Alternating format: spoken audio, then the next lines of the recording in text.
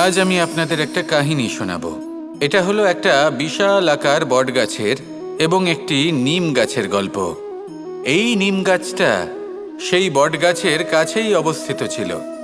একদিন কয়েকজন কাঠুরে বনে প্রবেশ করলেন। তাদের দেখে এই নিম গাছ খুব ভয়ভীত হয়ে পড়ল। ও সেই বটগাছের কাছে সাহায্য চাইল। বলল যে, হে বটগাছ, আমাকে সাহায্য করুন। আপনার এই শাখা প্রশাখা দ্বারা আমাকে ঢেকে রাখুন, যাতে এই কাঠুরেরা আমাকে দেখতে না পান আর আমি বেঁচে যাই। কিন্তু সেই বটগাছ ছিল অসম্ভব অহংকারী। নিজের অহংকারে সে মত্ত হয়েছিল। সে না ওকে উত্তর দিল আর না ওকে সাহায্য করল। সেই কাঠুরেগণ এলেন, নিম গাছটা কাটলেন আর চলে গেলেন। কিছুদিন পরে আবার সেই কাঠুরেগণ সেই বনে এলেন, আর এইবার তাদের কুঠার দ্বারা বটগাছে আঘাত করতে শুরু করলেন। এই প্রহার সহ্য করতে করতে বটগাছটি দেখল ও বুঝতে পারল যে সেই কুঠারগুলি নির্মিত হয়েছে সেই নিম গাছের ডাল দিয়েই। এবার এই ভুলটাই বেশিরভাগ মানুষই করে বসেন, বিশেষ করে তখন যখন তার কাছে শক্তি থাকে, সাফল্য আসে।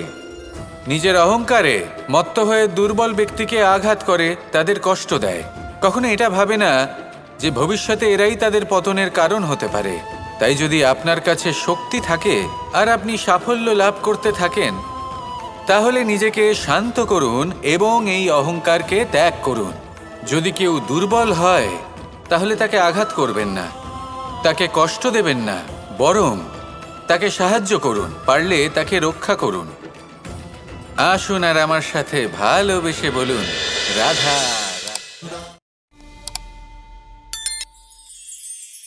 ছোটবেলায় যখনই আমাদের মাখন খেতে ইচ্ছে করত, তখন আমরা মাখন চুরি করে খেতাম। আমরা সকল বন্ধুরা একে অপরের পিঠে দাঁড়াতাম, মাখনের হাঁড়ি ভাঙতাম আর মাখন খেয়ে নিতাম। এটাকেই বলা হয় সংগঠনের শক্তি। এবার কি শুধুমাত্র সংগঠনই যথেষ্ট? আসুন দেখা যাক। যেমন ধরুন, সবথেকে হৃষ্টপুষ্ট বালক যে, সে যদি সবার ভার বহন করার বদলে ওপরে চড়তে থাকে, তাহলে কি আমরা হাঁড়ি ভাঙতে পারবো? আমরা কখনো কি মাখনের আনন্দ উপভোগ করতে পারবো? না। শুধুমাত্র সংগঠন যথেষ্ট নয়, তার সাথে প্রয়োজন হলো ভারসাম্য। তবেই তো মাখন লাভ সম্ভব। ঠিক সেভাবেই জীবনেও নিজেদের সম্পর্কে, পরিবারে, সমাজে, কার্যক্ষেত্রে ভারসাম্য বজায় রাখা প্রয়োজন। যদি এই ভারসাম্য থাকে আর সংগঠন থাকে, তাহলে আমরা সবাই লক্ষ্যের দিকে যেতে পারি, লক্ষ্য লাভ করতে পারি। কিন্তু যদি এই ভারসাম্য না থাকে, তাহলে এই সম্পর্কও ভাঙতে থাকবে, পরিবারও ভাঙতে থাকবে, কাজেও বাধা পড়বে আর আমরা লক্ষ্য লাভও করতে পারবো না।